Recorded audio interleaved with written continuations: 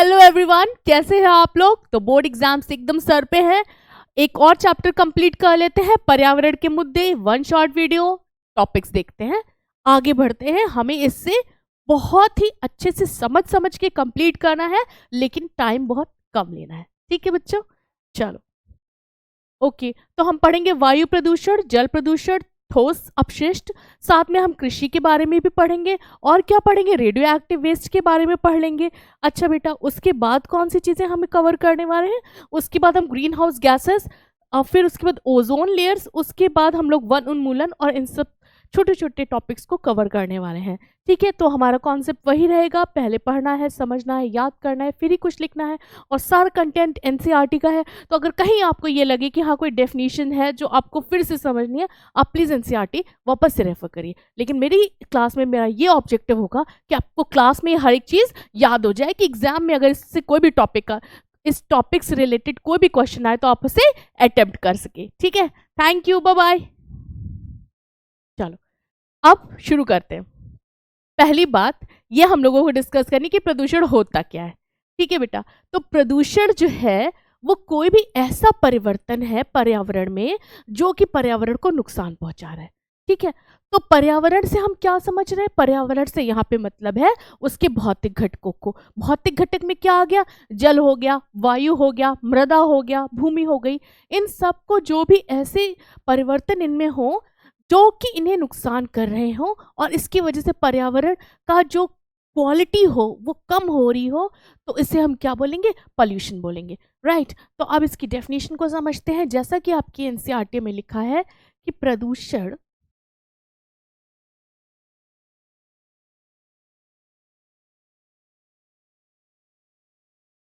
जल, मृदा, भूमि, वायु, इन सभी के कौन से जैविक, रासायनिक या फिर भौतिक परिलक्षणों में परिलक्षणों में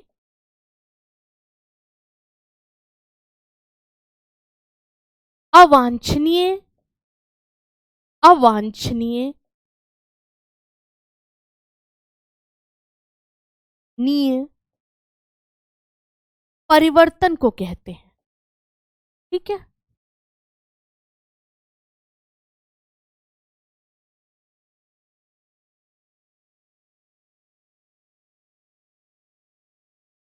ठीक है बेटा। तो प्रदूषण क्या है, प्रदूषण एक अवांछनीय परिवर्तन है, एक ऐसी चीज जो कि हमारे फायदे की नहीं है, पर्यावरण को नुकसान करने वाली, अवांछनीय है ना, अनवांटेड चेंज है। कैसा चेंज है, अनवांटेड चेंज।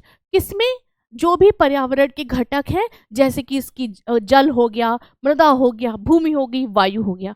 ठीक है, और इनके कौन से लक्षणों को प्रभावित कर रहा है, इनके जैविक यानी कि इनके बायोलॉजिकल कैरेक्टर्स को चेंज कर रहा है, या फिर इनके केमिकल नेचर को चेंज कर रहा है, या फिर उसके फिजिकल नेचर को चेंज कर रहा है। तो इन सभी को जो चेंज कर सके, है ना, ऐसा कोई अवांछनीय परिवर्तन प्रदूषण ही कहलाता है। ठीक है, तो आपको याद मैं फिर से एक बार करवाती हूं कि जो हमारा पर्यावरण है ना, उसके कौन से दो मुख्य घटक हैं, उसके भौतिक घटक है ना, या फिर अजैविक घटक, अजैव घटक, अजैव घटक, है ना, या फिर जैविक घटक। तो जहां पे हम बात पर्यावरण की कर रहे हैं, तो हम अजैव घटकों में होने वाले अवांछनीय परिवर्तन को क्या बोल रहे हैं, बोल रहे हैं कि ये उसका प्रदूषण हो गया, अवांछनीय परिवर्तन, है ना। ये परिवर्तन क्या कहला है, प्रदूषण कहला रहे हैं। अच्छा, दूसरा कॉन्सेप्ट हमको ये समझना है कि प्रदूषण के जो कारक होते हैं, जो प्रदूषण करते हैं, उनको क्या बोलते हैं, उनको बोलते हैं प्रदूषक। उनको बोलते हैं क्या, प्रदूषक। ठीक है,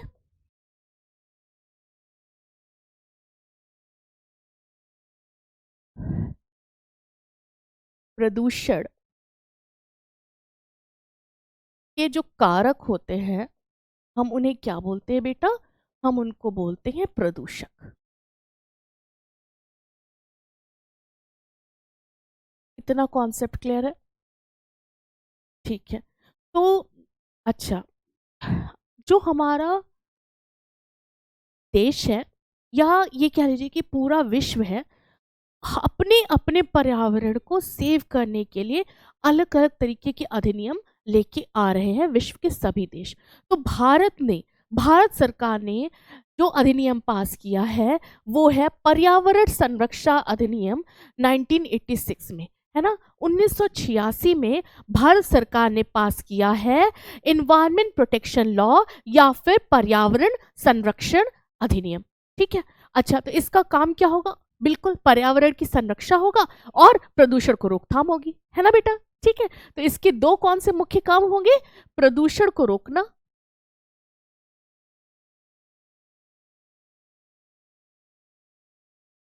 प्रदूषण की रोकथाम, और साथ में क्या होगा? दूसरा, पर्यावरण की सुरक्षा, है ना बेटा। ठीक है। तो अभी हमने ये देखा कि पर्यावरण के तो अनेक घटक हैं जिनमें परिवर्तन को हम प्रदूषण बोल रहे हैं, चाहे वो जल में हो, चाहे वो मृदा में हो, चाहे वो भूमि में हो, चाहे वो वायु में हो, है ना बेटा।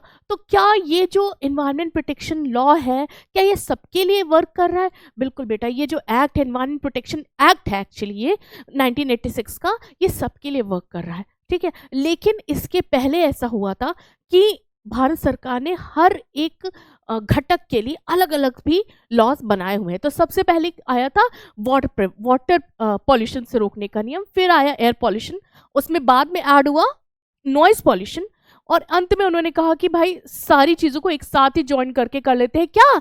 Environment protection act. वो कब आया? 1986 में आया। ठीक है। तो ये सारी चीजें हमें एक एक करके पढ़नी है, आप परेशान ना हो। चलो बेटा, तो अगर हम वायु प्रदूषण की बात करें तो पहले हम एक बार प्रदूषक कौन से होते इन पे चर्चा कर ले, है ना।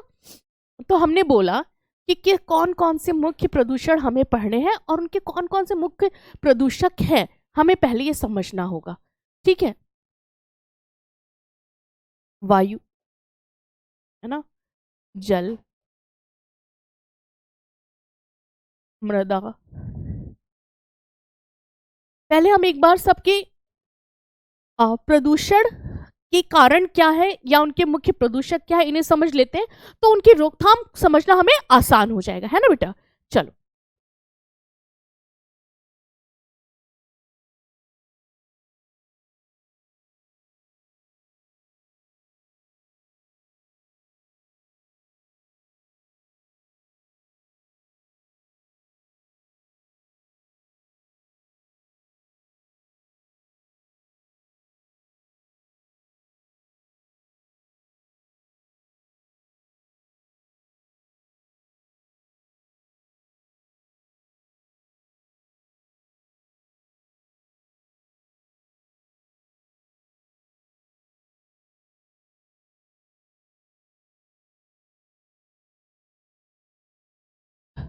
तो वायु प्रदूषण किससे होता है?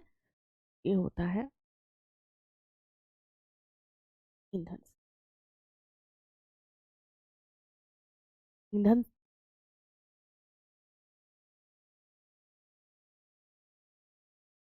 ईंधन को जलाने से जो क्या मिलते हैं, अगर जब भी ईंधन को बेटा जलाया जाएगा तो दो तरीके के प्रदूषक निकलते हैं। कैसे? गैसेस निकलती हैं और क्या निकलते हैं? पार्टिकल्स निकलते हैं, है ना।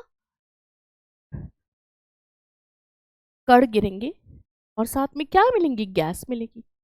कौन सी गैसेस और कैसे कण? देखो बेटा, गैसेस कौन सी होती हैं? Carbon dioxide, side sulphur dioxide, है ना, नाइट्रोजन के ऑक्साइड्स, ये सब जो है ये प्रदूषक होती है क्योंकि ये हमारे लिए हानिकारक है। ठीक है। अच्छा, कण कैसे होते हैं? कण जो होते हैं वो पार्टिकल्स जो है, कण या पार्टिकल, है ना, वो अलग अलग साइज के हो सकते हैं, लेकिन जो सबसे ज्यादा हमें हानि पहुंचाते हैं वो है PM 2.5।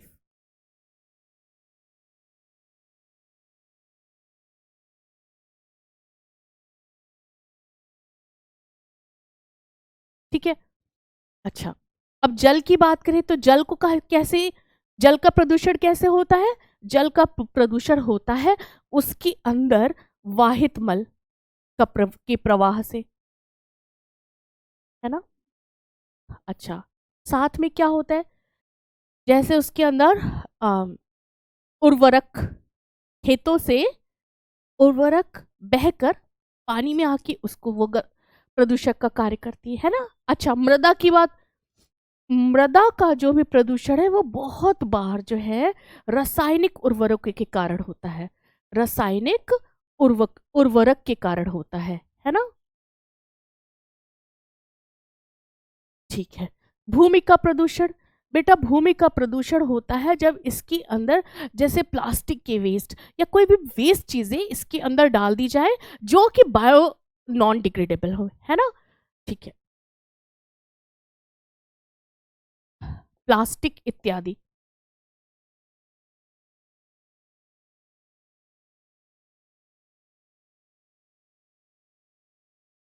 जो कि नॉन बायोडिग्रेडेबल हो, नॉन बायोडिग्रेडेबल। अच्छा, नॉन बायोडिग्रेडेबल क्या होता है? नॉन मतलब जो ना डिग्रेड हो किससे, जैविक चीजों से, जिसको बैक्टीरिया वगैरह जो है डिकम्पोज ना कर सके, है ना। कि प्लास्टिक है अगर वो सॉइल में चली गई या लैंड में चली गई तो वो वैसे ही बनी रहेगी, उसके ऊपर कोई बैक्टीरिया या फंजाई उसको डिग्रेड करके डिकम्पोज नहीं कर पाते, जिसका अपघटन जीवों के द्वारा ना हो वो कौन सा है, नॉन बायोडिग्रेडेबल, है ना। अब रेडियो एक्टिव चीजें कौन सी होती हैं? रेडियो एक्टिव जो होती है जैसे लेड हो गया आपका, है ना, रेडियम हो गया, स्ट्रोंशियम हो गया, ये सब जो है रेडियो एक्टिव एलिमेंट्स के द्वारा रेडियो एक्टिव प्रदूषण होता है। ठीक है, तो एक बार ये जो भी प्रदूषक है आप इन्हें प्लीज नोट करें। ठीक है, तो आपने ये सारी चीजें नोट कर ली हैं, राइट। अब एक चीज देखनी है बेटा आपको कि अब हम इन टॉपिक्स को डिटेल में पढ़ना है, राइट। तो स्टार्ट करते हैं वन बाय वन। चलो, तो सबसे पहले हम देख रहे हैं कि वायु प्रदूषण। तो अभी हमने आपको क्या बताया कि ये मुख्यतः गैस और कणों की वजह से होता है ना। गैसेस कौन सी होती हैं? अनबर्न्ड हाइड्रोकार्बन होगा, sulphur dioxide, oxide of nitrogen और कार्बन मोनोऑक्साइड। इसको समझते हैं पहले, है ना बेटा। देखो, जब भी जो फ्यूल है, जो ईंधन है, वो किससे बना हुआ है? वो बना हुआ है फॉसिल फ्यूल से, है ना। या कह लीजिए कि जो है क्या नाम है, जीवाश्मों से एक तरीके से बना हुआ है। ठीक है, तो जब जीवाश्म इतने समय तक धरती के नीचे दबे रहते हैं और पेट्रोल और डीजल के फॉर्म में निकलते हैं तो उसमें सबसे ज्यादा क्या होता है? हाइड्रोकार्बन होता है। ठीक है, और सारा हाइड्रोकार्बन नहीं जलता, कुछ बचा रहता है। ठीक है, तो जो बचा रह गया उसको हमने बोला क्या? Unburned hydrocarbon. हाइड्रोकार्बन का वो हिस्सा जो नहीं जला, पहला तो वो प्रदूषण करेगा भाई। जो चीज नहीं जली वो रिलीज होगी, पर्यावरण में आएगी। ठीक है, दूसरी चीज क्या होगी कि सल्फर डाइऑक्साइड जैसी गैसेस, नाइट्रोजन के ऑक्साइड, NOx जब हम लिखते हैं ना तो कहते हैं नाइट्रोजन के ऑक्साइड्स, एक बार में कह देते हैं नाइट्रोजन डाइऑक्साइड, ट्राइऑक्साइड, जो भी हो सके, है ना। अच्छा, साथ में हम किसकी बात करते हैं? कार्बन मोनोऑक्साइड की बात करते हैं, राइट। अच्छा, अब हमने बात करी कणों की। तो कण जो होते हैं वो अलग अलग साइज के हो सकते हैं, लेकिन जो सबसे हानिकारक कण है वो है जो 2.5 ppm से छोटे होते हैं। ठीक है, 2.5 पार्ट्स पर मिलियन से छोटे जो कण होते हैं वो हमारे लिए बहुत हानिकारक है। क्यों बेटा? क्योंकि वो हमारे रेस्पिरेटरी ट्रैक या फिर श्वसन नली में चले जाते हैं। ठीक है, ये श्वसन तंत्र को नुकसान करते हैं, श्वसन नली के अंदर चले जाते हैं, इतने बारीक होते हैं, है ना बेटा। तो अब हम बात करेंगे पहले तो उस तरीके उन पॉल्यूटेंट्स की जो कि इंडस्ट्रियल गैसेस से निकलते हैं, या ये कह लीजिए कि जो उद्योग हैं, जो कारखाने हैं, उनमें से जो हानिकारक वायु निकलती है या फिर कह लीजिए गंदी वायु निकल रही है, उसको कैसे स्वच्छ करके पर्यावरण में छोड़ा जाता है। ठीक है, तो एक ये कॉन्सेप्ट हो गया। अब इस कॉन्सेप्ट के बाद हम ये पढ़ेंगे कि कैसे जो कि स्वचालित वाहन होते हैं, जैसे कि 2 पहिया वाहन हो गए, 3 पहिया हो गए, 4 पहिया वाहन हो गए, उनसे निकलने वाले पॉल्यूशन को कैसे कंट्रोल करा जाता है। तो पहले उद्योग का देखते हैं। तो उद्योग में हमने बात करी कि 2 तरीके की प्रदूषक निकलेंगे, एक जो गैस होंगे, है ना, और दूसरा क्या निकलेगा, दूसरा वो निकलेगा बेटा जो कि आपका पार्टिकल होगा। ठीक है, तो गैस को कैसे सही करते हैं, वो ये होता है जो अस्वच्छ वायु है उसमें मुख्यतः सल्फर डाइऑक्साइड होती है, और यहाँ से जब ये ऊपर इस चैम्बर में जाता है तो यहाँ पे जल एवं चूना का फुहार दिया जाता है, पानी में घुल जाएगा क्या, जितना भी उसके अंदर पार्टिकल्स होंगे। ठीक है बेटा, राइट। तो अब सल्फर डाइऑक्साइड जब गई वहां पे तो कैल्शियम, चूने में क्या था, कैल्शियम था, पानी में क्या मिला था, चूना मिला था। ठीक है, तो कैल्शियम के साथ मिलके सल्फर ने क्या बना लिया, कैल्शियम सल्फेट बना लिया। ठीक है बेटा, राइट। और जो स्वच्छ वायु थी वो बाहर चली गई। अभी उसी तरह क्या होगा, और इस जो पूरे एपरेटस को क्या बोलते हैं, मार्जक, है ना, मार्जक, राइट। और जब हम बात करेंगे कणों की, तो कणों को हटाने के लिए इलेक्ट्रोस्टैटिक प्रेसिपिटेटर का इस्तेमाल करा जाता है। मतलब कि एक ऐसा चैम्बर इस्तेमाल करा जाता है जहां पर 2 इलेक्ट्रोड्स होते हैं, एक पॉजिटिवली चार्ज होगा तो एक नेगेटिवली चार्ज है। तो जो नेगेटिवली चार्ज इलेक्ट्रोड है वो रिलीज करेगा इलेक्ट्रॉन। ठीक है, और वो इलेक्ट्रॉन जो भी ये धूल के कण हैं उनके साथ में जुड़ जाएगा। ठीक है, तो जब धूल के कणों के साथ में इलेक्ट्रॉन जुड़ गए तो धूल के कणों पे नेगेटिव चार्ज आ गया ना। ठीक है, तो जब नेगेटिव चार्ज उन कणों पे है और उनको फिर ऐसी प्लेट पे पास कराया जाता है जिसपे कि पॉजिटिव चार्ज रहता है ना बेटा। तो जो पॉजिटिव चार्ज रहता है उसके ऊपर उन पॉजिटिव प्लेट्स पे जो नेगेटिव चार्ज वाले पार्टिकल है वो अट्रैक्ट हो जाते हैं। ठीक है, तो इस तरीके से जो स्वच्छ हवा है वो बाहर चली जाती है और जो उसके अंदर के कण है वो रह जाते हैं प्लेट के ऊपर। ठीक है, चलो एक बार इस डायग्राम को देख लो और समझ लो। स्टॉप, चलो हो गया ना ये, चलो वेरी गुड। अब आगे चलते हैं। अब ये अच्छा, तो अभी आपने ये देख लिया इलेक्ट्रोस्टैटिक प्रेसिपिटेटर कैसे काम करता है, कि कैसे उद्योग में जो है कणों को हटाया जाता है जो कि वायु के साथ आ गए हैं। एक तरफ पॉजिटिव इलेक्ट्रोड होता है, एक तरफ नेगेटिव इलेक्ट्रोड होता है। तो नेगेटिव इलेक्ट्रोड से निकलते हैं इलेक्ट्रॉन जो कि कणों के साथ में चिपक जाते हैं या उसको नेगेटिवली चार्ज कर देते हैं, और जो पॉजिटिव वाला इलेक्ट्रोड होता है वो प्लेट्स की तरह होता है और उस पर वो नेगेटिव चार्ज वाले कण गिर जाते हैं और इस तरीके से वो वायु से अलग हो जाते हैं, तो गंदी हवा साफ हो जाती है। ठीक है, और वो पर्यावरण में निकल जाती है। ठीक है बेटा, तो ये कॉन्सेप्ट आपको समझ में आ गया। अब हम करेंगे वाहन के प्रदूषण। वाहन में जो स्वचालित वाहन है उनमें कौन कौन से प्रदूषक होंगे, कार्बन मोनोऑक्साइड्स होंगे, सल्फर डाइऑक्साइड, नाइट्रोजन के ऑक्साइड्स, है ना बेटा। तो एक स्पेशल टाइप की डिवाइस लगी होती है इन स्वचालित वाहनों में, उन्हें कहते हैं कैटालिटिक कन्वर्टर या फिर कहेंगे उत्प्रेरक परिवर्तक। ये क्या करते हैं, इसमें बहुत ही कॉस्टली मेटल जैसे पैलेडियम वगैरह लगा रहता है। ठीक है बेटा, तो ये क्या करता है कि जो भी गैसेस हैं उनको, हानिकारक गैसेस को जो है ऐसे फॉर्म में कन्वर्ट कर देता है जो नुकसानदायक नहीं है पर्यावरण के लिए। जैसे कार्बन मोनोऑक्साइड को कन्वर्ट कर देगा कार्बन डाइऑक्साइड में, हाइड्रोकार्बन को कन्वर्ट कर देगा वाटर और कार्बन डाइऑक्साइड में, है ना, नाइट्रोजन के ऑक्साइड्स को कन्वर्ट कर देगा नाइट्रोजन में। ठीक है, अच्छा, तो ये बात समझिए।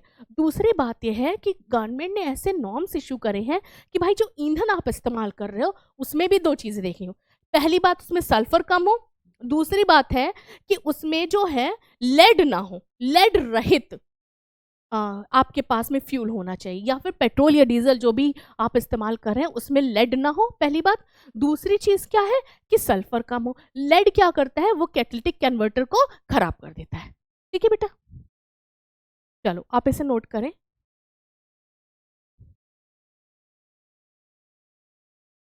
अब एक चीज समझनी बेटा, अब आपने पूरी बातें तो समझ ली कि कैसे कैसे हम वायु प्रदूषण को रोक रहे हैं स्वचालित वाहनों में, है ना। तो एक बात याद रखिए, सबसे पहले कि ईंधन में शीशा नहीं होना चाहिए। दूसरा, उस जो वाहन है उसमें क्या लगा होना चाहिए, कैटालिटिक कन्वर्टर लगा होना चाहिए।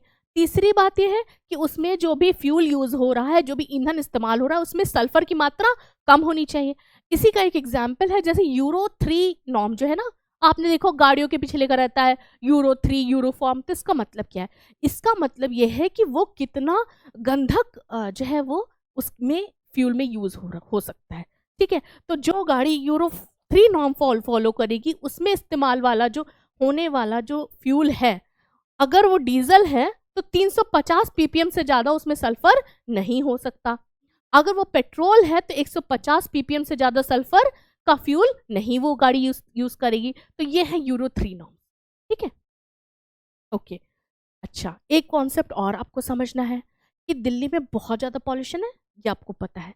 तो दिल्ली की सरकार ने क्या करा कि एक ऐसा नियम बना लिया है कि गवर्नमेंट की जो बसेस हैं वो सिर्फ और सिर्फ किससे चलेंगी? सीएनजी से चलेंगी। ठीक है, सीएनजी क्या होता है ये हम अभी देखेंगे। ठीक है, तो उन्होंने क्या करा कि पेट्रोल और डीजल के बजाय गवर्नमेंट की जो भी बसेस थी उनको सीएनजी से चलवाया ताकि प्रदूषण कम हो सके। ठीक है, ओके। अच्छा बेटा, इसके साथ ही हम लोग शोर, अभी तक हमने ये देखा कि वायु की बात करी, लेकिन वायु के साथ साथ कभी कभी होती है ध्वनि भी, है ना। तो शोर क्या है? अवांछनीय ध्वनि, ऐसी ध्वनि जो कि हमारे दैनिक क्रियाकलापों को होने में रोके या फिर हमें अच्छा जीवन जीने से रोके, वो क्या कहलाता है? शोर। वो हमारे जीवन को जो है बुरी तरह प्रभावित करता है, हमारे ही साथ में दूसरे जीवों के भी। तो वो शोर की कैटेगरी में आएगा, आप इसे नोट करें।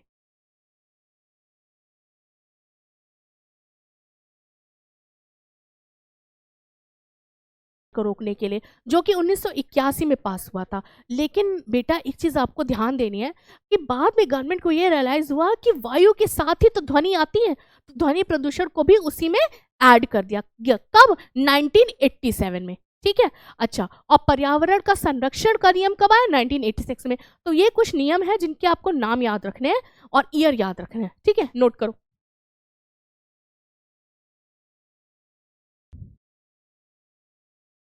हाँ बेटा, तो आपने ये जो है नोट कर लिया ना सारी चीजें। चलो अब नेक्स्ट कॉन्सेप्ट समझते हैं।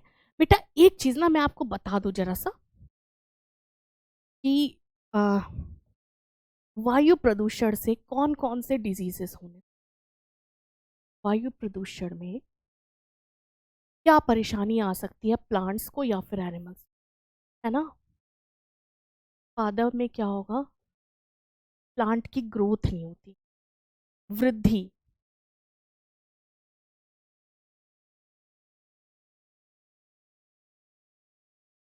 वृद्धि और विकास, है ना, इन पर बुरा प्रभाव पड़ता है। प्लस उसके जो फल है ना उन पे बुरा प्रभाव पड़ता है। साथ में कभी कभी कुछ पेड़ जो है मृत भी हो जाते हैं, कि कुछ कुछ प्लांट जो है वो डेड भी हो जाते हैं पॉल्यूशन की वजह से, है ना। अच्छा, एनिमल्स में, ये जंतुओं में क्या होगा? श्वसन, रेस्पिरेटरी प्रॉब्लम्स आएंगी, श्वसन संबंधी समस्याएं, समस्याएं जैसे आपके पास में ये रोग हो गए, अस्थमा, है ना। उसके अलावा क्या हो जाता है? किसी किसी में बेटा कैंसर तक भी हो जाता है, लंग कैंसर, इस तरीके के भी डिजीजेस इससे होते हैं। ठीक है, कहीं कहीं पे क्या होता है? एलर्जी हो जाती है। तो ये सब चीजें आप याद रख सकते हैं। राइट, तो अब हम लोग जल प्रदूषण पर रहे हैं। चलो, तो जल प्रदूषण में हमने बोला घरेलू वाहित मल, है ना। और इसके जो है औद्योगिक बहिस्राव को भी समझने की जरूरत है। बेटा जितने भी डोमेस्टिक वेस्ट है, डोमेस्टिक सीवेज है, उसमें सबसे ज्यादा क्या होगा? बिल्कुल मल होगा, और या फिर वो चीजें होंगी जो कार्बनिक पदार्थ होंगे, जैसे कि घर में इस्तेमाल करने वाला जो भी चीजें हैं वो सारी आ जाएंगी उसके अंदर, है ना। राइट, तो इन ये क्या करती हैं? ये जलाशयों को गंदा कर सकती हैं। तो इसके लिए इनकी सफाई होना जरूरी है, इस प्रदूषण को कम करना जरूरी है। ठीक है, तो बायोकेमिकल ऑक्सीजन डिमांड और पपलव, अब इस चीज को समझना है। बायोकेमिकल ऑक्सीजन डिमांड, ये हम लोगों ने बेटा लास्ट चैप्टर में भी पढ़ा है, लेकिन इसको और अच्छे से समझते हैं।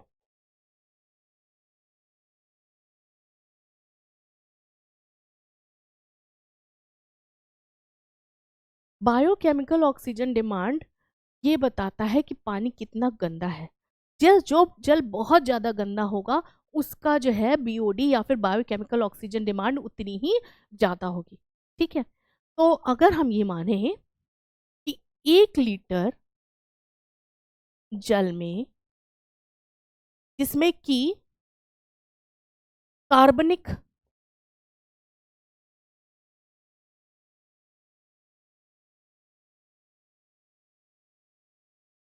पदार्थ घुले हुए हैं, है ना,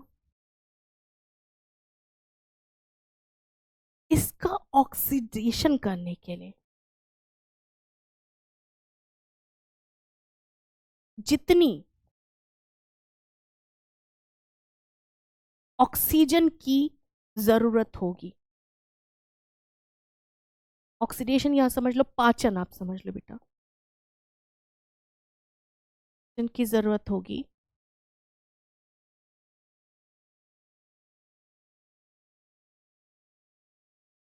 उतनी अधिक बीओडी होगी।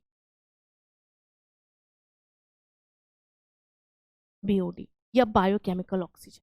ठीक है, तो बेटा 1 लीटर जल में जिसमें कार्बनिक पदार्थ जो घुला हुआ है, उसमें जितना भी कार्बनिक पदार्थ है उसका पाचन करने के लिए जितनी ऑक्सीजन की जरूरत होती है वो उस पानी की बायोकेमिकल ऑक्सीजन डिमांड को बताता है। तो जितनी अधिक ऑक्सीजन लग रही है इसका मतलब वो पानी उतना ही गंदा है या उतना ही ज्यादा कार्बनिक पदार्थ उसके अंदर घुला हुआ है। ठीक है, तो जब भी हम पानी को देखना चाहते हैं कि वो स्वच्छ है या अस्वच्छ, तो हम क्या मेजर करते हैं उसकी बायोकेमिकल ऑक्सीजन डिमांड या बीओडी।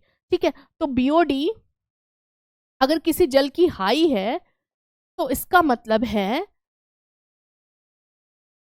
पानी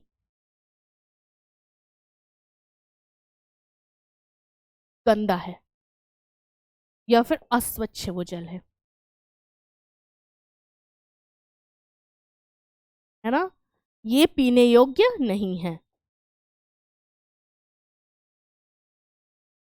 ठीक है, अच्छा, अब एक बात को और समझ लेते हैं डायग्राम्स के थ्रू कि कौन कौन सी गंदगी प्रेजेंट होती है ना। जब हम बात कर रहे थे बेटा यहाँ पे, एक मिनट यहाँ पे आते हैं, जब हम बात करते हैं घरेलू मल और औद्योगिक बहिस्राव में क्या क्या गंदगी प्रेजेंट होती है, ये हम यहाँ पे देखते हैं। ठीक है, देखो इसमें हो सकते हैं ठोस, निलंबित ठोस जैसे बालू हो गया, गर्द हो गई, चिकनी मिट्टी हो गई, या फिर कोलॉइडल पदार्थ हो गए जैसे मल हो गया, है ना, विलीन पदार्थ हो गए जैसे पोषक तत्व हो गए, है ना। तो इस तरीके की गंदगी जो है पानी में प्रेजेंट होती है ना। अगर इम्प्योरिटी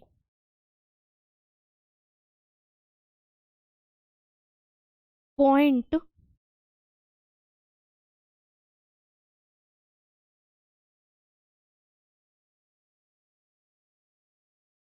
0.1%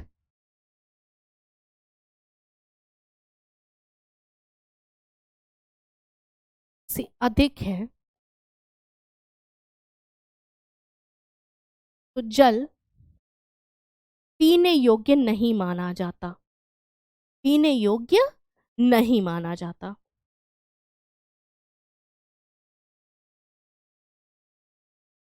ठीक है बेटा, इतनी बात समझ में आ गई। ठीक है, तो क्या ये सब कहाँ प्रेजेंट होता है, ये होता है वाहित मल,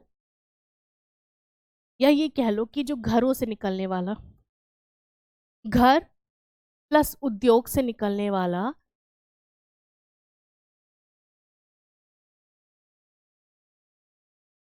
निकली हुए प्रदूषक कौन कौन से होते हैं ये हमने देख लिया। ठीक है बेटा, राइट, तो ये चीज भी हमने देख ली यहाँ पे कि कौन कौन से प्रदूषक हैं बहिस्राव में। अच्छा, साथ में हमने ये क्या देख लिया, ये देख लिया हमने बायोकेमिकल ऑक्सीजन डिमांड देख ली। राइट, अब हमें क्या देखना है, राइट, शैवाल प्रस्फुटन और जैव आवर्धन या फिर बायोमैग्निफिकेशन। बेटा इस कॉन्सेप्ट को समझना है। समझने के लिए पहले मैं आपसे एक बात जानना चाहती हूँ, राइट, कि क्या आपको ये बीओडी वाला कॉन्सेप्ट रिकॉल हो रहा है पिछले क्लास से? ठीक है, अगर हो रहा है तो आप मुझे कमेंट सेक्शन में बताइए।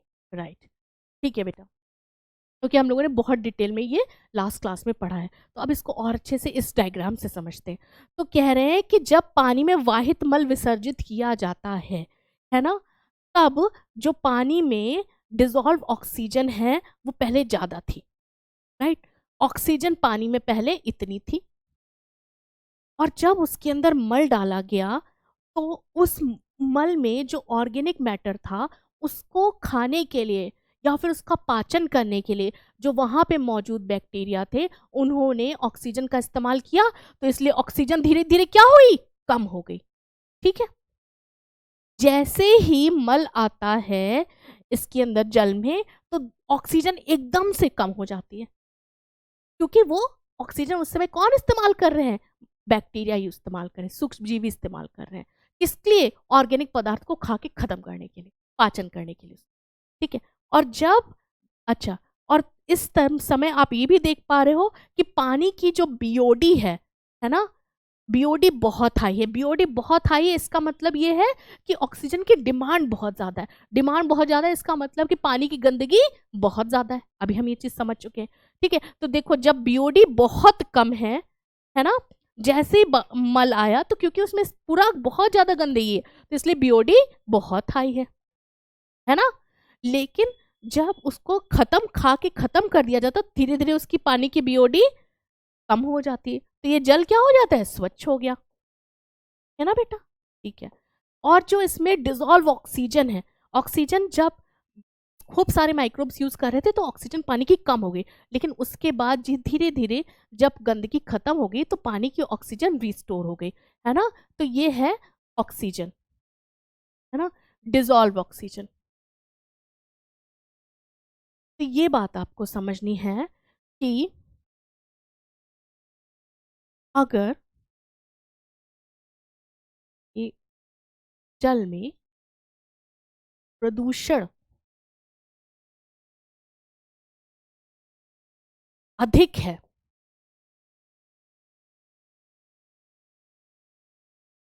ना, तब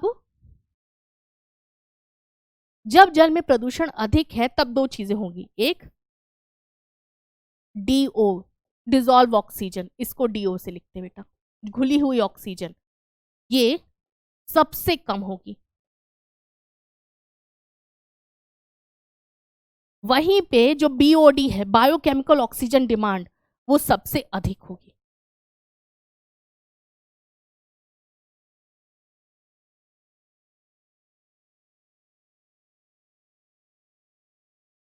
ठीक है, ये कॉन्सेप्ट आपको समझ में आया, वेरी गुड। तो मेरे बच्चों ने ये सारे कॉन्सेप्ट समझ लिए हैं। अब हम लोग देखते हैं नेक्स्ट कि अच्छा, एल्गल ब्लूम। बेटा जो एल्गल जब भी कभी भी उर्वरक, है ना, अच्छा ये बात आपको पता ही है कि जो भी फर्टिलाइजर्स हैं या केमिकल फर्टिलाइजर्स हैं उनमें क्या होता है, नाइट्रोजन होता है, फास्फोरस होता है, पोटेशियम होता है।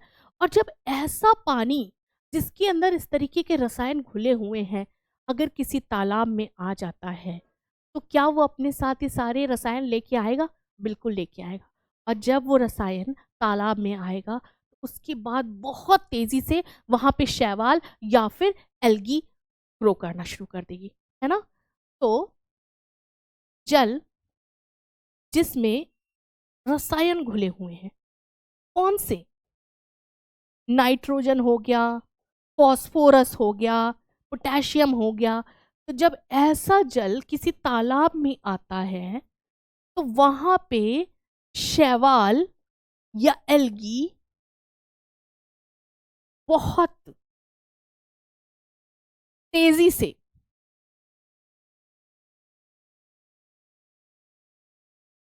वृद्धि करते हैं, वृद्धि करते हैं। ठीक है, और ये वृद्धि क्या कहलाती है, शैवाल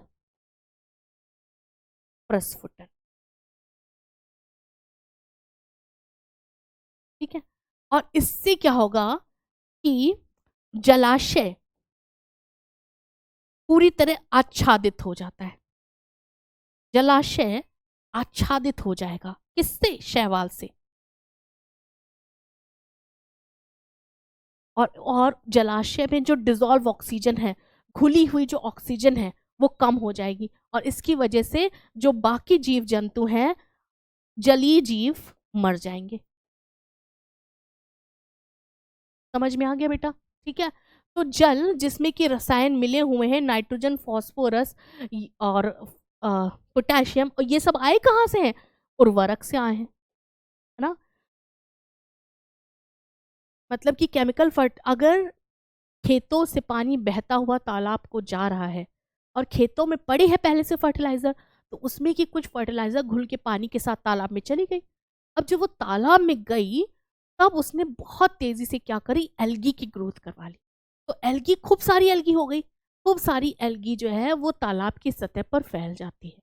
जब तालाब की सतह पर फैल जाती है, तो तालाब का जो जल है वो तो पर्यावरण के कांटेक्ट में आ ही नहीं पाया, तो उसके अंदर ऑक्सीजन की कमी हो जाती है। उसमें पानी में ऑक्सीजन घुल नहीं पाती है, तो पानी में ऑक्सीजन की कमी हो गई।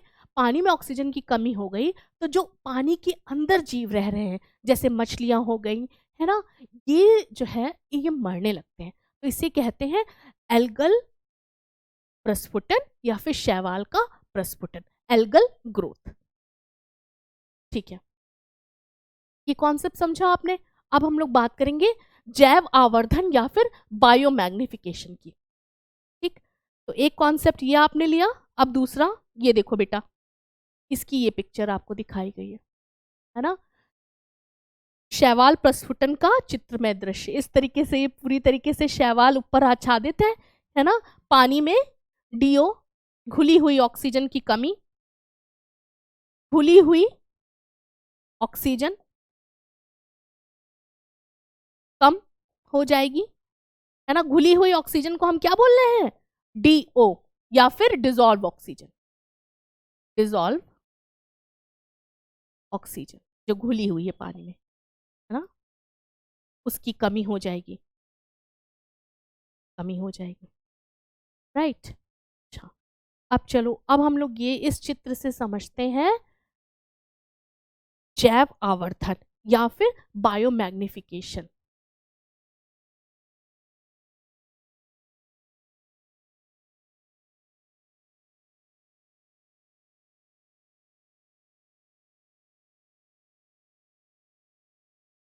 बेटा एक चीज आपको समझनी है कि बहुत सारे जो भी प्रदूषक हैं वो दो कैटेगरी में आते हैं, या तो वो बायोडिग्रेडेबल है या तो फिर बायो नॉन डिग्रेडेबल है ना।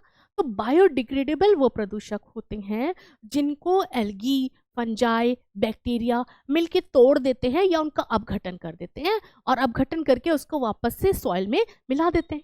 ठीक है, लेकिन नॉन बायोडिग्रेडेबल वो वेस्ट है जो क्या, जो नहीं टूटता, मतलब कि जिसके ऊपर एल्गी या फिर फंजाई या फिर बैक्टीरिया, इन सब का कोई प्रभाव नहीं पड़ता और वो जैसा का तैसा पड़ा रहता है कई वर्षों तक, उसमें कोई चेंज नहीं आता। तो जो ऐसी चीजें हैं, जो ऐसे वेस्ट हैं जो कि नॉन बायोडिग्रेडेबल हैं, अगर वो एक बार किसी जीव के शरीर में चले गए तो वो उसके जीव जीव के शरीर में हमेशा बने रहते हैं। ठीक है, और अगर खाद्य श्रृंखला के अकॉर्डिंग, फूड चेन के अकॉर्डिंग, जैसा कि हम जानते हैं कि एक जीव दूसरे जीव का भक्षण करता है, तो जब भी ये स्थिति आएगी कि उस जीव का कोई भक्षण करेगा, तो वो जो पदार्थ थे जो कि नहीं डिग्रेड हो रहे थे, नॉन बायोडिग्रेडेबल थे, वो उस दूसरे जीव के अंदर चले जाएंगे और इस तरीके से खाद्य श्रृंखला में दूसरे जीव के शरीर में भी वो बने रहेंगे, वहां भी वो नहीं टूटेंगे। तो इस तरीके से खाद्य श्रृंखला में उनकी मात्रा बढ़ती चली जाती है। तो इसे हम बोलते हैं बायो मैग्निफिकेशन या फिर जैव आवर्धन। पहले इसको समझते हैं डीडीटी के एग्जाम्पल से। देखो, जंतुओं में जो जल में जो डीडीटी है वो है 0.003 ppb, है ना। 0.003 ppb, ppb पार्ट्स पर बिलियन, ppb होता है ये।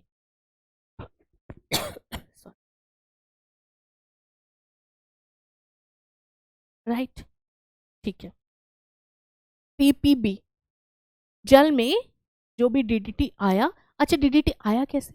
डीडीटी बेटा जो है एक तरीके से इंसेक्टिसाइड होता है ना, तो इंसेक्ट से कीटनाशक के होता है, तो कीटनाशक है तो फसलों पे डाला गया, है ना, बारिश हुई तो वो आ गया इसमें, पानी में घुल के ज़मीन में आ गया, और फिर जब मृदा आगे गई तो मृदा के साथ वो जो है उसके साथ में डीडीटी भी चला गया, तो जल में एंड में जो मृदा आके तालाब में गिरती है तो उसमें क्या आ जाता है, साथ में डीडीटी आ जाता है, ठीक है। तो लेकिन उसमें उसकी जो भी कंसंट्रेशन है, सांद्रता है, वो बहुत कम है, वो कितनी है 0.003 पार्ट्स पर बिलियन। लेकिन जब इसको खाते हैं कौन, प्राणी पपलवक या फिर जूप्लैंक्टन, जब इसे खाते हैं तब यहाँ पर इनकी जो कॉन्सेंट्रेशन हो जाती है वो 0.004 ppm। कितनी कॉन्सेंट्रेशन बढ़ गई, अभी तक हम बिलियन में एक भाग देख रहे थे, अब हम किस में दे रहे हैं, मिलियन में एक भाग देख रहे हैं, पार्ट्स पर मिलियन देख रहे हैं, समझ गए बेटा, ठीक है। अब यहाँ पे ये इसका आवर्धन हो गया, ठीक। अब जब इसको खाया छोटी मछली ने तो वहां पे कितना पहुंच गया, 0.05 ppm पहुंच गया, है ना। और जब इसको बड़ी मछली ने खाया तो उसके पास 1 ppm हो गया, और बड़ी मछली को खाने वाले जितनी भी वो हैं वल्चर्स हैं या बड़ी मछलियों को खाने वाले जो जीव हैं उनके पास 25 ppm। समझ में आ गया, ठीक है। तो जो डीडीटी एक कीटनाशक है,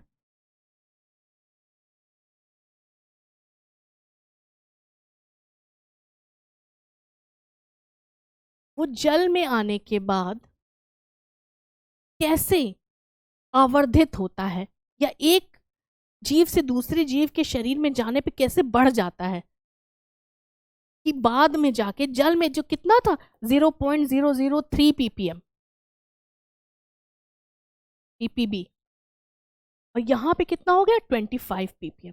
कितना ज़्यादा मैग्निफिकेशन हो रहा है, कितना ज़्यादा इसकी सांद्रता बढ़ती जा रही है, ठीक है। तो कहने का मतलब है कि अगर हम ऐसे पदार्थों को इस्तेमाल करते हैं जो कि नॉन बायोडिग्रेडेबल है, जो कि दूसरे जीव जैसे कि बैक्टीरिया, फंजाई, इनके द्वारा नहीं तोड़े जा सकते, तो वो हम जीवों के शरीर में इकट्ठा होना शुरू हो जाएंगे, और ऐसा होने से वो हमारे शरीर में दीर्घ काल तक पड़े रहेंगे और हमें उसका नुकसान होगा, हमारे शरीर को उससे बेहद नुकसान होगा, ठीक है। तो बायो मैग्निफिकेशन इस तरीके से हम लोगों ने देख लिया, ठीक है। तो बायो मैग्निफिकेशन एक बार लिख लें, जैव उर्वर्धन, नॉन बायो डिग्रेडेबल वेस्ट का जीवों के शरीर में आवर्धन। कैसे आवर्धन हो रहा है बेटा, ये आवर्धन हो रहा है खाद्य श्रृंखला के थ्रू, है ना, क्योंकि वो किसी के लिए फूड है, उनका कोई फूड है, तो फूड में डीडीटी है, और जैसे जैसे आगे फूड चेन बढ़ती जाएगी वो बढ़ता चला जाएगा, उसको कॉन्सेंट्रेशन या सांद्रता बढ़ती चली जाएगी, ठीक है। चलो अब आप इसे नोट करो प्लीज, ठीक है। चलो अब ये कॉन्सेप्ट तो आपने समझ लिया, नेक्स्ट स्लाइड पे चलती हूँ। सुपोषण, त्वरित सुपोषण, एक्सेलरेटेड यूट्रोफिकेशन, एकीकृत अपशिष्ट जल उपचार। अच्छा बेटा, एकीकृत अपशिष्ट जल उपचार, पहले इसको देखते हैं, है ना। जब हम लोगों ने बात करी थी लास्ट क्लास में माइक्रोब्स इन ह्यूमन वेलफेयर में, तो हमने ये देखा था कि सूक्ष्म जीव के हेल्प से जो है सीवेज ट्रीटमेंट होता है या वाहित मल उपचार होता है ना। तो अब इसको ही एक बार पहले डिस्कस कर लेते हैं। वाहित मल उपचार में हम लोगों ने क्या पढ़ा,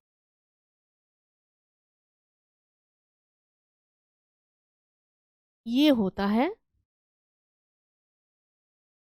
इसमें दो पार्ट है, प्राथमिक उपचार, मैं याद करा रही हूँ क्योंकि मैं पहले पढ़ा चुकी हूँ बेटा ये आपको, और द्वितीयक उपचार।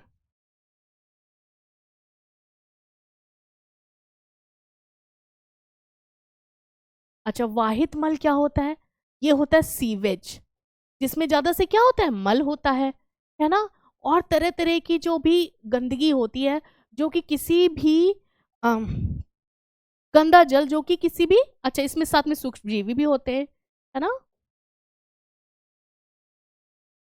किसी भी शहर या कस्बे से निकला हुआ जो गंदा मल होता है, इसे हम, गंदा जल होता है, इसको कहते हैं वाहित मल, है ना। इसमें क्या होता है, शहर या फिर कस्बे से निकली हुई गंदगी सारी होती है। और कैसी कैसी गंदगी होती है, ये हम लोग पहले बात कर चुके हैं कि इसमें माइक्रोब्स भी होते हैं जो डिजीज कॉज कर सकते हैं, मल भी होता है। तो इसकी कैसे सफाई होगी, या ये कह लीजिए कि वो गंदा पानी जो कि सीवेज का पानी है, उसकी सफाई कैसे होती है। वो प्रदूषण कॉज करता है, बिल्कुल कॉज करता है, बहुत सारे डिजीज कॉज करते हैं। कैसे, कौन कौन से, टाइफॉइड,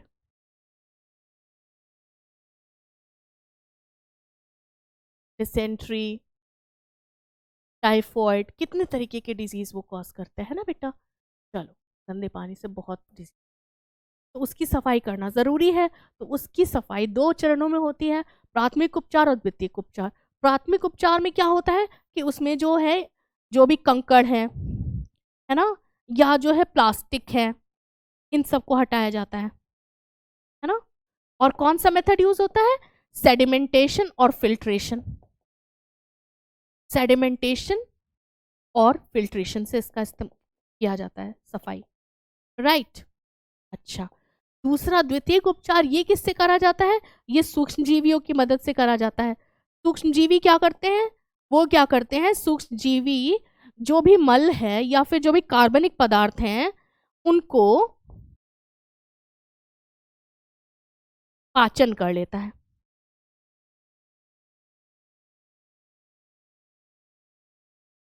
पाचन कर देता है और उसके बाद जल को स्वच्छ कर देगा, है ना बेटा। याद आ रहा है आपको सारी बातें। अच्छा, हम लोगों ने इसमें एक चीज और पढ़ी थी बेटा, जो ये कार्बनिक पदार्थ है इसका पाचन करके जल को स्वच्छ कर देते हैं, लेकिन जल में कार्बनिक पदार्थ कितना है या अब वो पीने के लायक है, कौन बताएगा, ये उसकी बीओडी बताएगी, है ना। जब भी पानी गंदा होगा तो उसकी बीओडी बहुत हाई होगी, लेकिन बीओडी जो है कम हो जाएगी, स्वच्छ जल की बीओडी बहुत कम होगी, बीओडी अधिक होगी, है ना। जब भी गंदा पानी है, कार्बनिक पदार्थ की वजह से जो बीओडी है, बायोकेमिकल ऑक्सीजन डिमांड है पानी की, वो बेहद ज़्यादा होगी। लेकिन जब उसका ट्रीटमेंट कर दिया जाता है, या ये कह लीजिए सूक्ष्म जीवी जब उस कार्बनिक पदार्थों को खा लेते हैं, तो वो साफ हो जाता है पानी, है ना, और पानी नदी या फिर नालों में या फिर तालाबों में छोड़ दिया जाता है ना बेटा। याद आई पूरी बात, ठीक है। चलो, ये एक बार आप देख लो फिर से।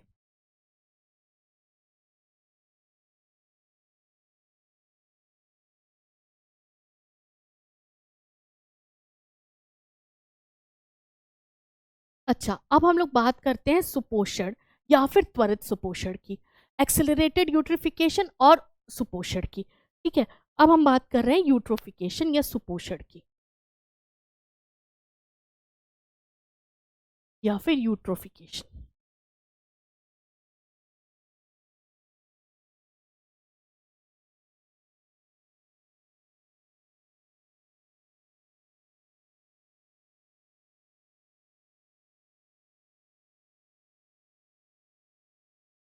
है ना। तो ये जो यूट्रोफिकेशन है बेटा, ये एक नेचुरल प्रोसेस है या फिर ये एक प्राकृतिक एक तरीके की प्रक्रिया है। प्राकृतिक प्रक्रिया है, कोई भी जलाशय है जब वो नया बना है तो उसका पानी जल स्वच्छ होगा, ठंडा होगा, लेकिन जैसे जैसे वो पुराना होता जा रहा है उसमें बहुत सारी चीज़ें उसके जल में घुलती चली जा रही हैं, हर तरफ से आती हुई गंदगी है, तो वो जब जल को अस्वच्छ बना दे रही है, तो धीरे धीरे उसका जो पानी है वो उतना स्वच्छ नहीं रह जाएगा, है ना। उसकी जो, और शीतल भी नहीं रह जाएगा, है ना। तो इस चीज को हम लिख लें, तो इसे कहते हैं प्राकृतिक प्रक्रिया। सुपोषण प्राकृतिक प्रक्रिया है,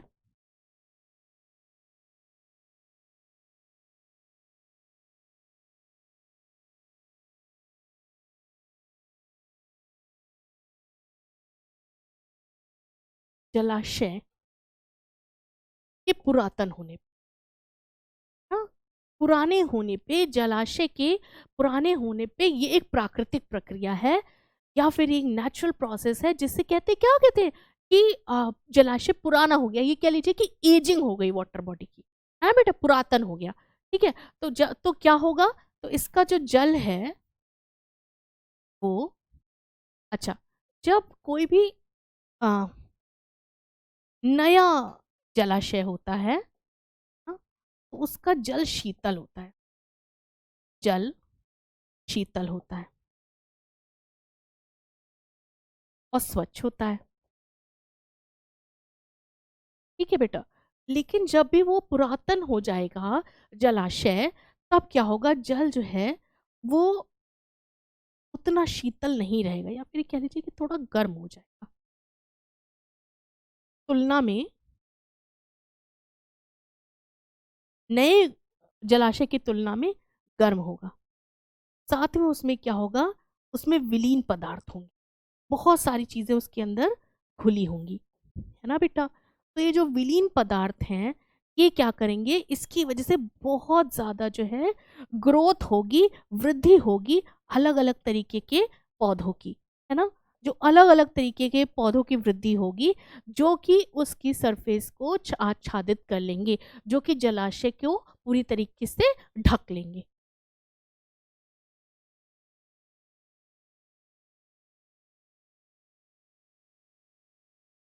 तो अब यहाँ पे हम ये क्यों पढ़ रहे हैं बेटा, ये हम यहाँ पे हम इसलिए पढ़ रहे हैं क्योंकि जब हम देखते हैं कि तालाब में जो जल आ रहा है वो कहीं ना कहीं ऐसे सोर्स से आ रहा है जहाँ पे बहुत सारी चीज़ें हैं जो कि प्रदूषक हैं। बहुत सारा जल का अगर प्रदूषण हो चुका है तो वहाँ पे बहुत ऐसे पेड़ उग जाएंगे, ऐसी वेजिटेशन मिलेगी आपको जो कि पूरी तरीके से तालाब को ढक लेगी, और उससे बहुत तेजी से, अभी तो जो उसकी एजिंग हो रही थी तालाब की, वो तो धीरे धीरे हो रही थी, प्राकृतिक तौर पे हो रही थी, लेकिन जैसे जैसे उस जल में प्रदूषण बढ़ता जाएगा तो बहुत तेजी से जो है उस जलाशय का जो है सुपोषण होगा। ठीक है, ठीक है, प्राकृतिक प्रक्रिया है। लेकिन जब हम बात करते हैं त्वरित सुपोषण की, है ना, इसको यहीं पे ही समझ लेते हैं। ठीक है, हाँ, तो ये तो सुपोषण तो ये प्राकृतिक प्रक्रिया है, त्वरित सुपोषण जो होता है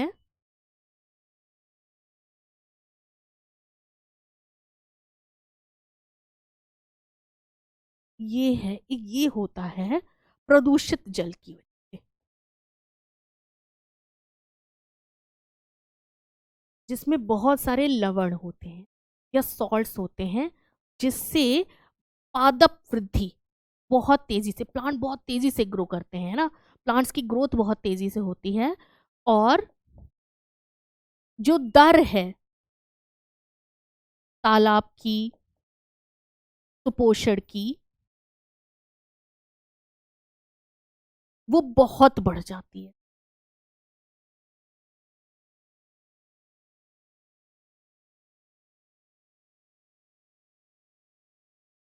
ये बेटा, तो वो तालाब जो धीरे धीरे पुराना हो रहा था, या ये कह लो कि जिसमें पानी का जो भी लेवल था, या कह लीजिए कि जो पानी का जो क्वालिटी थी वो धीरे धीरे डिग्रेड होती, खराब होती, प्राकृतिक तरीके से खराब होती, अब बहुत तेजी से होने लगी, क्योंकि वहां पे इतने सारे प्रदूषक आ गए, उन्होंने पानी का जो भी क्वालिटी है उसको बहुत ही बुरी तरह प्रभावित कर दिया। तो इसे कहा जाता है एक्सेलरेटेड यूट्रोफिकेशन। एक्सेलरेटेड यूट्रोफिकेशन हमेशा ही किसी न किसी प्रदूषक के कारण होता है। ठीक है, बात समझे। अच्छा, अब बेटा इसी में एक चीज हमें समझनी है, जलकुंभी। जलकुंभी बेटा हम पहले क्लासेस में पढ़ चुके हैं कि ये क्या है, ये एक एलियन प्लांट है ना, विदेशी प्रजाति है। ये भारत लाई गई थी किसकी वजह से, पुष्पों की वजह से, सुंदर पुष्प की वजह से लाई गई, है ना, सुंदर पुष्पों की वजह से। लेकिन अब ये क्या कर रही है, इस समय ये क्या कर रही है, ये जलाशय को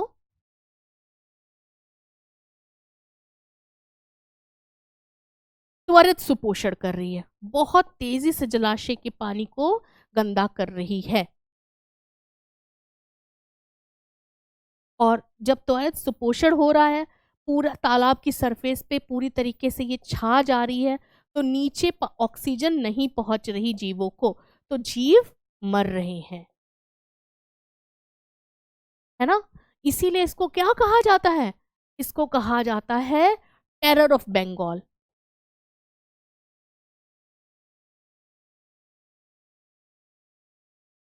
सबसे ज्यादा जो परेशानी जल में हो रही है भारत में, वो इन्हीं जलकुंभियों की वजह से हो रही है, क्योंकि ये पूरी तरीके से तालाब पे छा जाती है और बाकी जीवों को ऑक्सीजन नहीं पहुंचती और पानी में जो रहने वाले जीव मर जाते हैं। तो इस तरह से नुकसान आप देख पा रहे हैं, किसकी वजह से, सुपोषण की वजह। ठीक है बेटा, चलो नेक्स्ट। अच्छा, ठोस अपशिष्ट जो होते हैं और नगर पालिका के ठोस अपशिष्ट, बेटा इस पे हम लोग पहले से ही डिस्कशन कर चुके हैं, क्योंकि ये वही टॉपिक है जो हम लोगों ने सीवेज ट्रीटमेंट में पढ़ा था, है ना। तो इस पे हम यहीं पे लिख देंगे सीवेज ट्रीटमेंट, सीवेज या फिर वाहित मल उपचार हम ऑलरेडी पढ़ चुके हैं। ये आप आगे की स्लाइड्स पे देख लीजिए। चलो, अच्छा, अब हम बात कर रहे हैं जैविक खेती की। बेटा जैविक खेती का मतलब ऐसी खेती जिसमें कोई भी रासायनिक पदार्थ ना इस्तेमाल हो। जैविक खेती होती है ऑर्गेनिक फार्मिंग, है ना,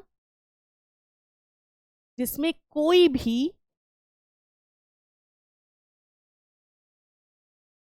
वेस्ट या फिर जीरो वेस्ट या फिर शून्य अपशिष्ट,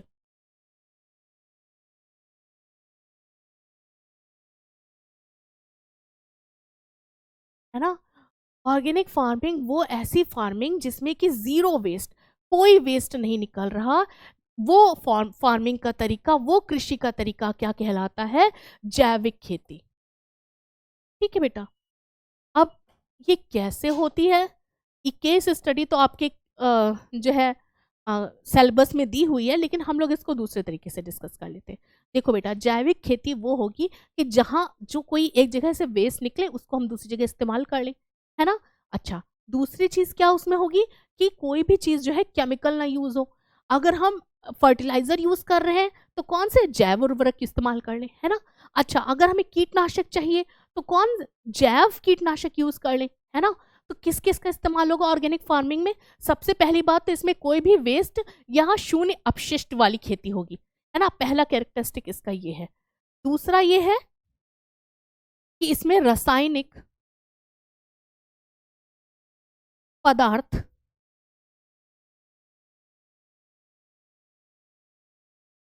का इस्तेमाल नहीं होगा। रासायनिक पदार्थ की जगह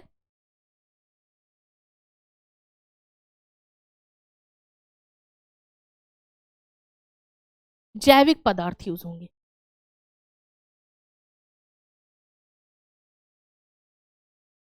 जैसे प्रयोग हों,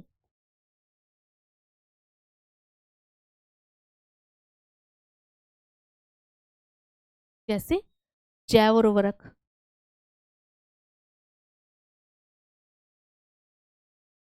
या फिर जैव कीटनाशक,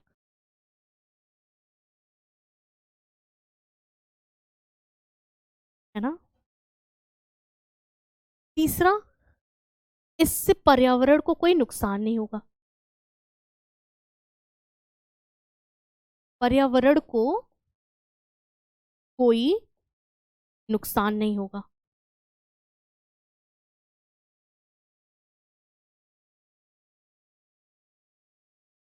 इससे पर्यावरण को कोई नुकसान नहीं होगा, ठीक है। अच्छा, शून्य अपशिष्ट कैसे होगा, क्योंकि जो भी वेस्ट एक जगह से निकल रहा है ना, वो दूसरी जगह यूज हो रहा है। वेस्ट जैसे मान लो, अब हम एग्जाम्पल आपको दे रहे हैं, जैसे मान लीजिए कि कृषि का जो भी वेस्ट है या फिर घरेलू जो भी वेस्ट है, उससे क्या बना ले, बायोगैस बना ले। है ना। तो बायोगैस क्या हो गया, ईंधन हो गया।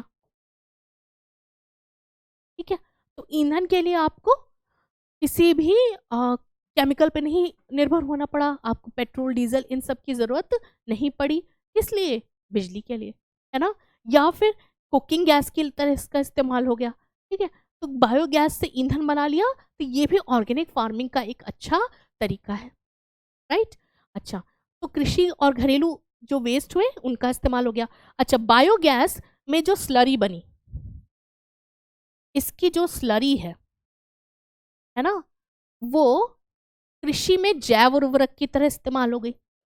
तो इस तरीके से ये क्या हो गया बेटा, आपका ऑर्गेनिक फार्मिंग का एग्जाम्पल हो गया। ठीक है, चलो नेक्स्ट देखो आगे। अच्छा, अब सूक्ष्म जीवों की बात करें, जब रेडियो सक्रिय अपशिष्ट की बात करते हैं तो सूक्ष्म जीवियों से तो आपने समझ ही लिया कि सूक्ष्म जीवियों का इस्तेमाल किस में हो रहा है, ऑर्गेनिक फार्मिंग में, ऑर्गेनिक कृषि में, है ना। किस तरह ये इस्तेमाल होते हैं, यहाँ ये इस्तेमाल होते हैं सूक्ष्म जीव बायो फर्टिलाइजर में, है ना। या फिर बायो फर्टिलाइजर किसकी जगह यूज हो रहे हैं, बायो फर्टिलाइजर में क्या क्या पढ़ा है आपने, एल्गी, फंजाई, सॉरी बेटा, बैक्टीरिया, ये सब आपने पढ़ा है ना बेटा। तो ये रासायनिक उर्वरक की जगह जो है हम जैविक उर्वरक का इस्तेमाल कर रहे हैं, ठीक। उसकी बजाय हम यहाँ पे जैव कीटनाशक की बात करते हैं।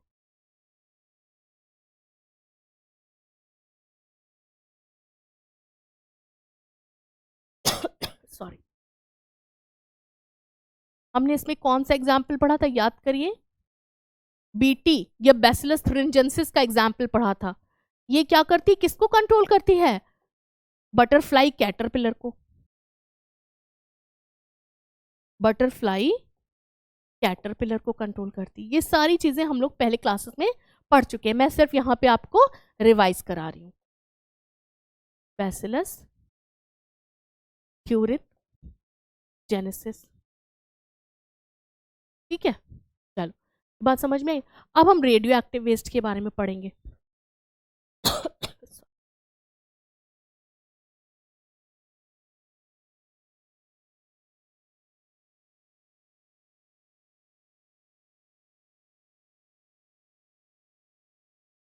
या इसी को क्या बोलते हैं, न्यूक्लियर वेस्ट।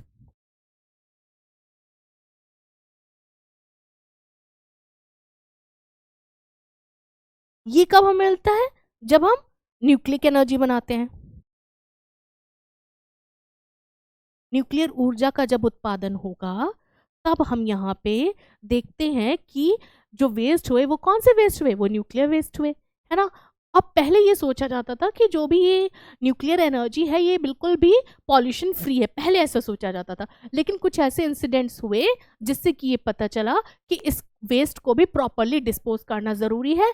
जैसे कौन से इंसिडेंट्स हुए, एक आपको घटना याद रखनी है, चेरनोबिल इंसिडेंट। यहाँ पर गैस लीक हो जाने से बहुत सारे लोगों की डेथ हो गई थी। और 3 mile island incident, Chernobyl incident कहाँ हुआ, यूक्रेन में हुआ था बेटा। ये वहां पे गैस लीक हो गई थी और उसके बहुत लोगों की डेथ हो गई थी, है ना। अच्छा, दूसरा कहाँ है, 3 माइल आइलैंड, ये कहाँ पे इंसिडेंट हुआ था, ये हुआ था यूएसए में, राइट। देख पा रहे हैं कि रेडियो एक्टिव वेस्ट को प्रॉपर मैनेजमेंट करना कितना ज़रूरी है। अगर ये प्रॉपरली मैनेज नहीं होगा तो किस तरीके की हानिकारक गतिविधियां इसकी वजह से होंगी, ठीक है। अब हमें देखना है ग्रीन हाउस गैसेस। देखो, ग्रीन हाउस गैसेस वो गैसेस हैं जो कि इन्वायरमेंट से, पर्यावरण में उपस्थित जो सूर्य की ऊर्जा से हीट है उसको ट्रैप करती हैं, ठीक है।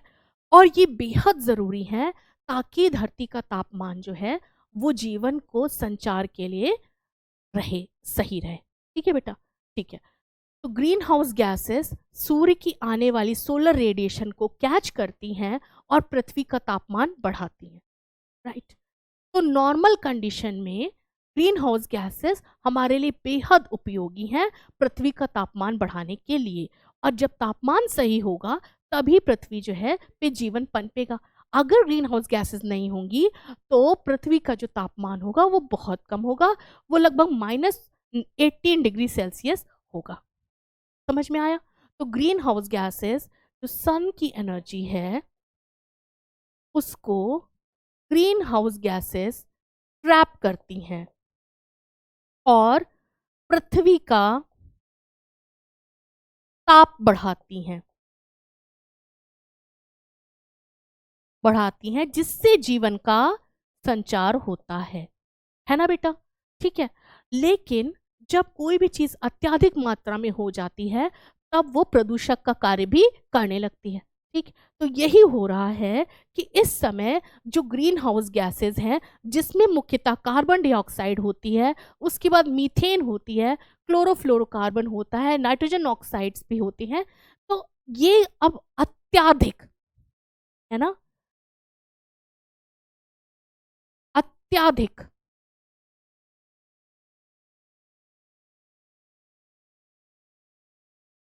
ग्रीन हाउस गैसेस, है ना,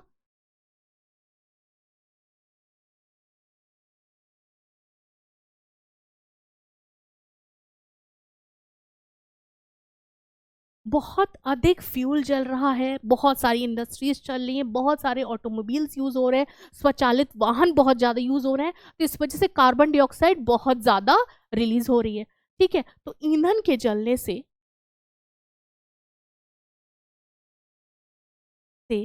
अत्याधिक ग्रीन हाउस गैसेस रिलीज हो रही हैं और जिसकी वजह से वो अत्याधिक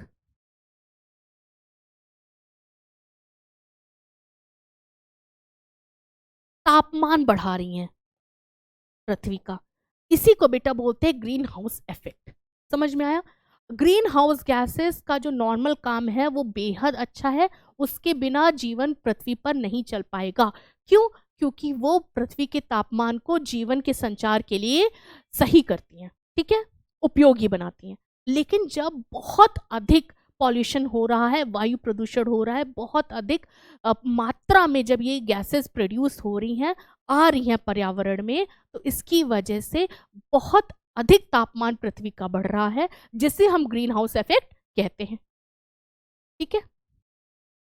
और ये जो अत्यधिक तापमान हो रहा है, जब बहुत अधिक तापमान होने की वजह से जो कि बर्फ है पोल्स पे जो बर्फ है वो पिघल रही है, और बर्फ पिघलने से जो पानी का लेवल है वाटर बॉडीज में वो बढ़ रहा है, और उसकी वजह से जो पास के जो कोस्टल एरियाज हैं वो डूबने के खतरे में है। तो इस वजह से ग्लोबल वार्मिंग का खतरा बढ़ रहा है, ठीक है। तो ग्रीन हाउस गैसेस जिनका मुख्य उद्देश्य था पृथ्वी का तापमान बढ़ाना, अब कैसे हमारे लिए हानिप्रद हो रही है हम समझ रहे हैं, ठीक है। तो जब अत्यधिक तापमान हो रही है तब पोल्स पे बर्फ पिघल रही है, और बर्फ पिघलने की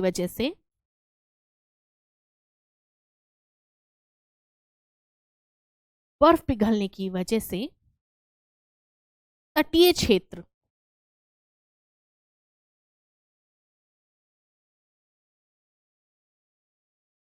जलमग्न हो रहे हैं।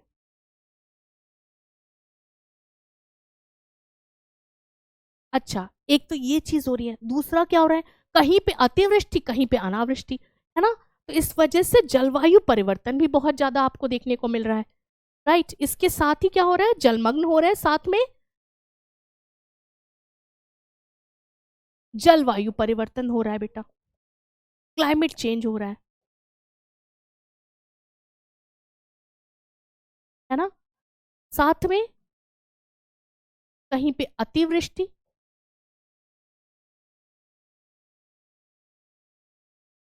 और कहीं पे क्या हो रही है, अनावृष्टि हो रही है। समझ में आया कॉन्सेप्ट सारा? ठीक है।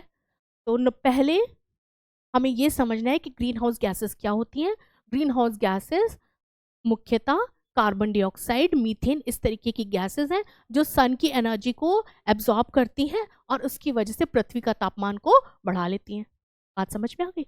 लेकिन जबकि पॉल्यूशन बढ़ रहा है और ईंधन की खपत बहुत ज़्यादा हो रही है, तो बहुत ज़्यादा कार्बन डाइऑक्साइड एटमॉस्फेयर में आ रही है, साथ में और भी ग्रीन हाउस गैसेज एटमॉस्फेयर में बढ़ रही हैं।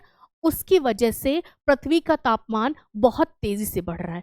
अब बढ़ते तापमान की वजह से हो रहा है जलवायु परिवर्तन, कभी अतिवृष्टि तो कहीं अनावृष्टि, और क्या क्या हो रहा है, तटीय क्षेत्र जो है उनको जलमग्न होने का खतरा बढ़ गया। क्यों? क्योंकि जो पोल्स पे बर्फ है वो पिघल रही है। ठीक है, राइट, सारा कॉन्सेप्ट क्लियर। अब एक चीज समझना है, ओजोन लेयर। तो बेटा ओजोन लेयर होती कहाँ पे है? अब पहले इसको समझने के लिए समझते हैं कौन कौन सी परतें हुए, है ना। ये हमारी पृथ्वी है,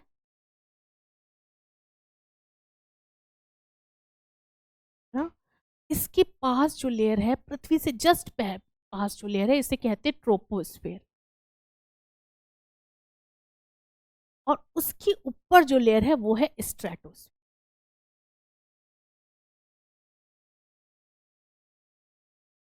और ये जो स्ट्रेटोस्फेयर है बेटा, इसी को कहते हैं समताप मंडल।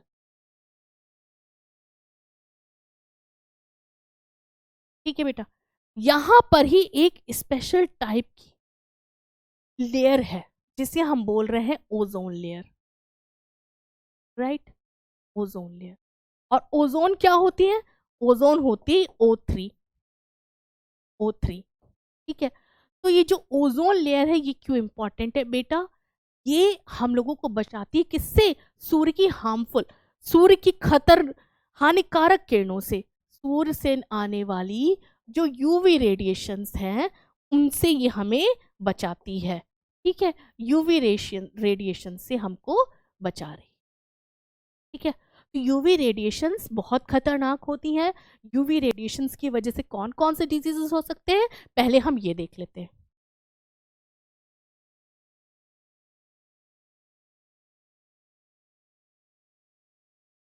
और यूवी रेडिएशंस बेटा बहुत कई उसकी रेंजेस हैं, लेकिन जो खतरनाक है वो ये है यूवी बी।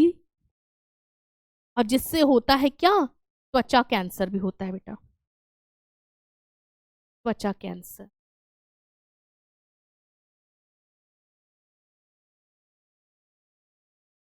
मोतियाबिंद।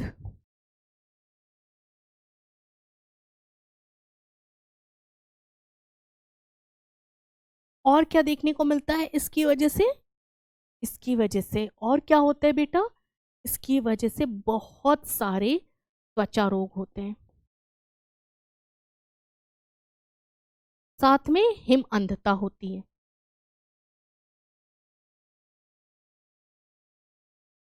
ठीक है, तो ये हमारी स्किन के लिए और हमारी आईज के लिए बहुत ही हार्मफुल है, राइट। तो इससे प्रोटेक्ट करना बेहद ज़रूरी है। तो ये जो ओजोन लेयर है ये पृथ्वी को या पृथ्वीवासियों को बचाती है किससे? यूवीबी रेडिएशन से। ठीक है, चलो। अच्छा, ये डॉप्सन यूनिट क्या है? डॉप्सन यूनिट बेटा ये वो यूनिट है जिसमें हम ओजोन की मोटाई, ओजोन परत की मोटाई नापते हैं। ठीक है, ओजोन परत, डॉप्सन यूनिट,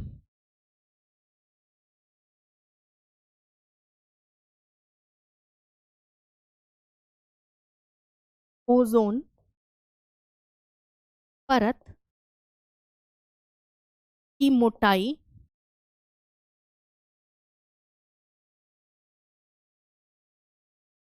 नापने के लिए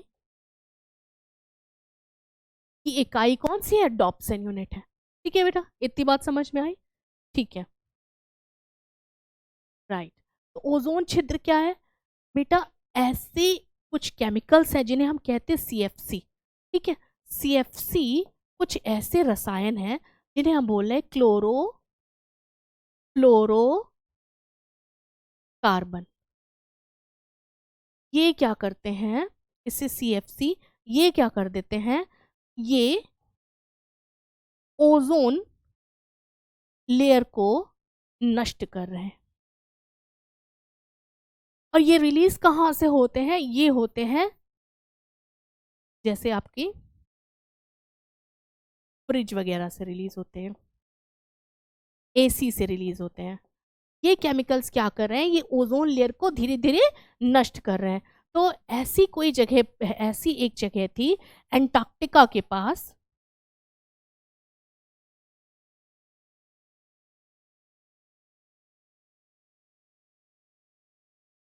जहां पर ओजोन लेयर पतली हो गई थी। तो जहां पर ओजोन लेयर पतली हो गई थी, इसी को क्या कहा गया था, ओजोन छिद्र। वहां बेटा कोई छिद्र हुआ नहीं था एक्चुअल में, लेकिन जो वहां की धीरे धीरे वहां पे जो उसकी मोटाई थी, जो सब जगह जो मोटाई थी उसके कंपैरिजन में वहां पे मोटाई उसकी कम हो गई थी, या उसकी वो पतली हो गई थी लेयर। जब पतली लेयर हो गई तो कम प्रोटेक्शन दे पा रही है ना, तो इसलिए कहा गया कि वो ओजोन छिद्र हो गया या ओजोन होल हो गया। ठीक है बेटा, ठीक है। और मॉन्ट्रियल प्रोटोकॉल आया है 1987 में। ये इसलिए आया है ताकि जो है ओजोन लेयर को प्रोटेक्ट करा जा सके, ओजोन लेयर प्रोटेक्शन के लिए।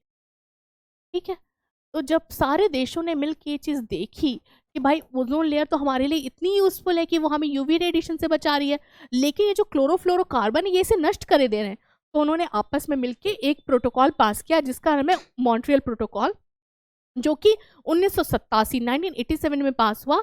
और उसका उद्देश्य क्या है कि सारे देश मिलकर ऐसे जतन करेंगे कि जो है ओजोन लेयर का प्रोटेक्शन हो सके। और तो वो कैसे होगा, जब हम लोग CFC क्लोरोफ्लोरोकार्बन की रोकथाम करेंगे, है ना, क्लोरोफ्लोरोकार्बन की रोकथाम करेंगे या फिर उसका उत्सर्जन कम करेंगे, दोनों बात सही है।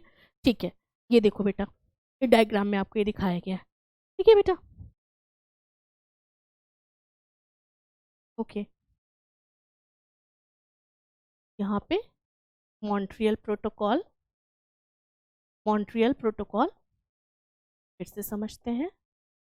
ये कनाडा में जगह है बेटा, मॉन्ट्रियल इज अ जगह in Canada, is a place in Canada, जहाँ पे 1987 में मॉन्ट्रियल प्रोटोकॉल पास हुआ था, जो कि ये बताता है कि CFC की रोकथाम करना है या फिर CFC का उत्सर्जन उत्सर्जन और रोक के ओजोन परत को संरक्षित करना है। ठीक है बेटा, चलो नेक्स्ट। अच्छा, एक चीज बेटा यहीं पे मैं और ऐड करा दूं आपको, अब ध्वनि प्रदूषण।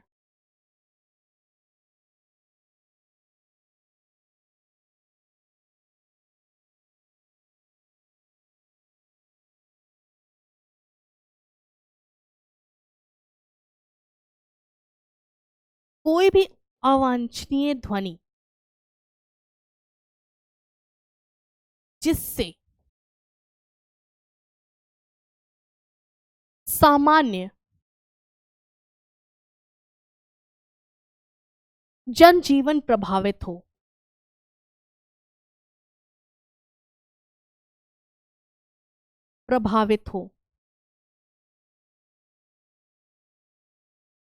उसे क्या बोलते हैं, ध्वनि प्रदूषण बोलते हैं। उसे क्या बोलते हैं, ध्वनि प्रदूषण।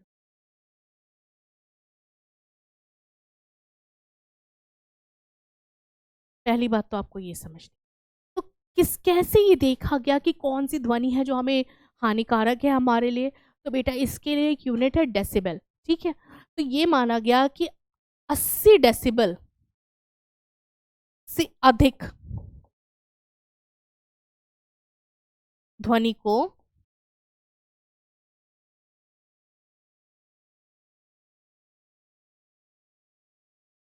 माना गया प्रदूषक, है ना। अगर कोई ऐसी साउंड है डीजे की या किसी भी चीज की जो 80 डेसिबल से ज्यादा है, तो ये वो हमारे लिए पर्यावरण में ध्वनि प्रदूषण कर रही है। ठीक है बेटा, और ध्वनि प्रदूषण से क्या होगा, सीधी सी बात है, किस पे असर पड़ेगा, इससे लोगों में तनाव बढ़ेगा, है ना, या फिर उनको नींद आने में दिक्कत आएगी, नींद समस्या, निद्रा निद्रा समस्या संबंधी समस्याएं,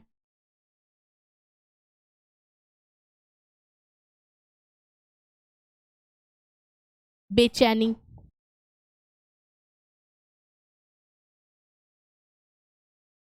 या फिर कान को नुकसान।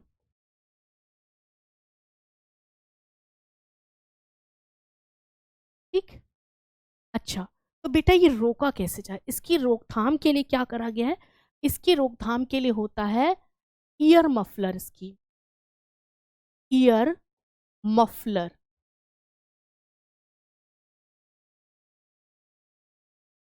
स्कीम, या फिर कर्ण मफलर भी बेटा इसको कहीं कहीं लिखा गया है, कर्ण मफलर स्कीम। तो ये स्कीम क्या कहती है? ये कहती है कि जो भी ऐसी स्कूल है या फिर हॉस्पिटल है, इनके आसपास जो है ऐसे पेड़ उगाओ जैसे नीम है ना, नीम के जैसे पेड़ लगाओ, तो पेड़ उस जो वहां के ध्वनि प्रदूषण को या शोर को अपने में एब्जॉर्ब कर लेंगे। ठीक है बेटा, तो इसीलिए ईयर मफलर स्कीम इसकी करी गई कि मतलब जहां भी बहुत ज्यादा ध्वनि होती है, बहुत ज्यादा शोर होता है, उसके आसपास पेड़ लगाओ। पेड़ जैसे नीम का पेड़ हो गया है ना, तो वो क्या करेगी कि उस साउंड को एब्जॉर्ब कर लेगी और प्रदूषण को कम करेगी। ठीक है बेटा, अब एक बात और याद रखना कि बेटा ये एयर पॉल्यूशन जो कि आया था, एयर पॉल्यूशन को कंट्रोल एक्ट जो आया था आपका 1981 में, उसमें ही ये अमेंडमेंट करके नॉइस को ऐड कर दिया गया है या ध्वनि को ऐड करा गया है 1987 में। ठीक है, तो पहले भारत सरकार ये नहीं मान रही थी कि ध्वनि प्रदूषण बहुत बड़ी चीज़ है, लेकिन अब उसने इसके लिए भी स्ट्रिक्ट नियम बना लिए हैं। ठीक है, कब बनाए? 1987 में। और किसके साथ इसे जोड़ दिया? एयर पॉल्यूशन या वायु प्रदूषण के साथ में। ठीक है, ये कुछ कॉन्सेप्ट्स है, आप सीख लो।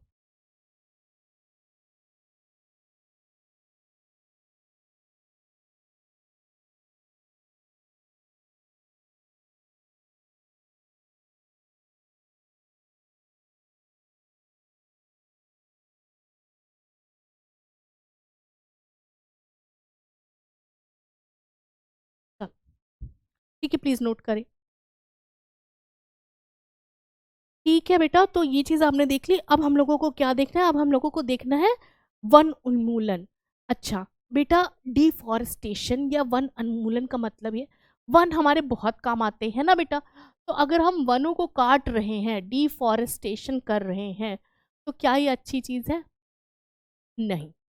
वन हमें, अभी हमने देखा कि ध्वनि प्रदूषण से भी बचाते हैं, वो देते हैं ऑक्सीजन जो कि हमारी वायु को भी स्वच्छ बनाती है ना। अच्छा, साथ में क्या करते हैं वो सॉरी, वन वर्षा के कारक भी होते हैं। तो देखो, वन सब तरीके के पॉल्यूशन को रोक रहे हैं। क्यों? क्योंकि अब हम इसे थोड़ा सा डायग्राम में, ठीक है,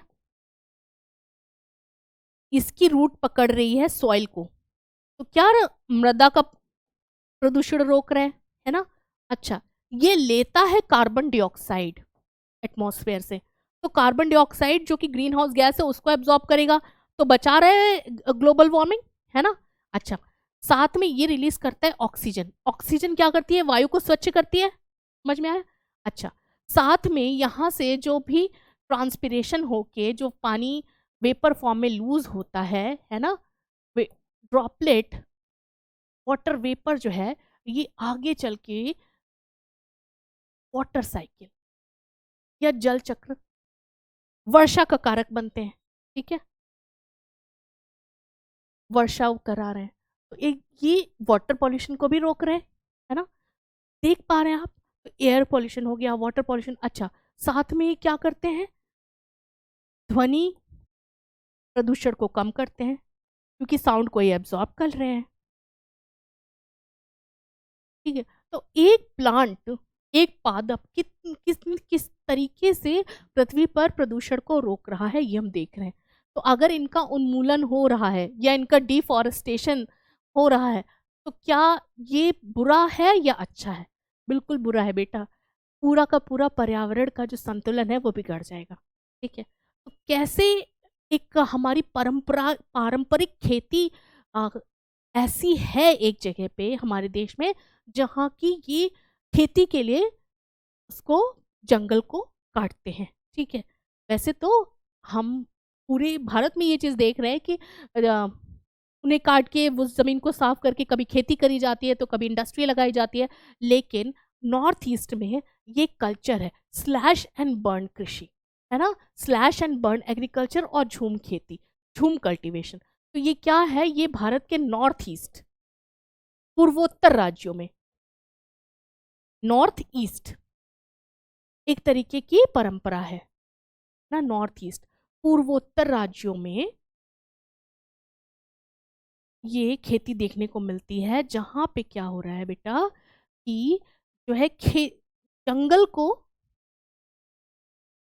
काटते हैं और फिर खेती करते हैं, है ना, और जो उसकी राख होती है, राख को उर्वरक की तरह इस्तेमाल करते हैं। ठीक है, खेती करते हैं और राख को उर्वरक की तरह इस्तेमाल करते हैं।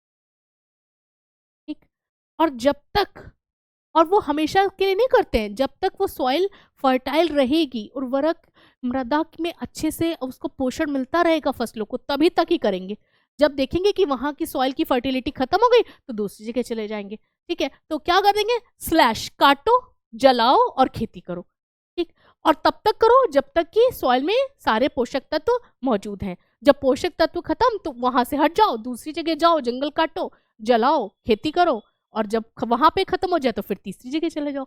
तो इस तरीके से आप देख रहे हैं किस तरीके से वन नष्ट हो रहे हैं या उनका उन्मूलन हो रहा है, और हम समझ भी नहीं पा रहे हैं कि कैसे जो है इतना बड़ा नुकसान हम पर्यावरण को कर रहे हैं और अपने लिए कर रहे हैं। तो इसको रोकना बहुत जरूरी है। इसी तरीके से झूम कल्टीवेशन भी है। तो जिन जिन राज्यों में इस तरीके की प्रथाएं हैं वो इन्हें रोकने की प्रयास भी कर रहे हैं, क्योंकि उन्हें पता है कि वन उन्मूलन से बहुत ज्यादा नुकसान पर्यावरण को होता है। ठीक है, चलो नेक्स्ट समझ लेते हैं, नेक्स्ट कॉन्सेप्ट कौन सा है। तो पुनर्वनीकरण, है ना, पुनर्वनीकरण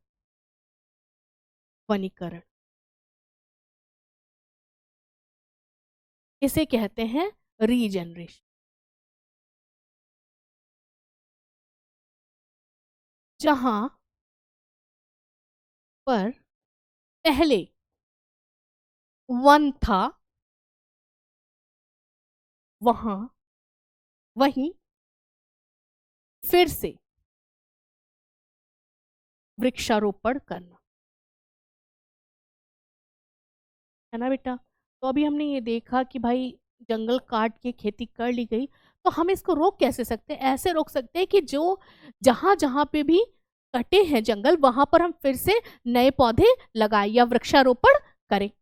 ठीक है, चलो, और लोगों की भागीदारी, देखो बेटा एक चीज समझनी है, भारत सरकार ने ये समझा कि जन सहयोग के बिना जंगलों को संरक्षित नहीं करा जा सकता, इसीलिए उन्होंने चलाया वन संरक्षण में लोगों की भागीदारी के लिए joint forest management, joint forest management ये स्कीम चलाई, जिसकी वजह से जो है अब स्थानीय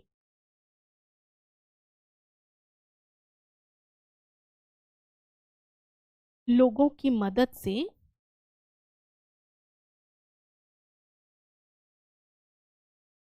वनों का संरक्षण किया जा रहा है।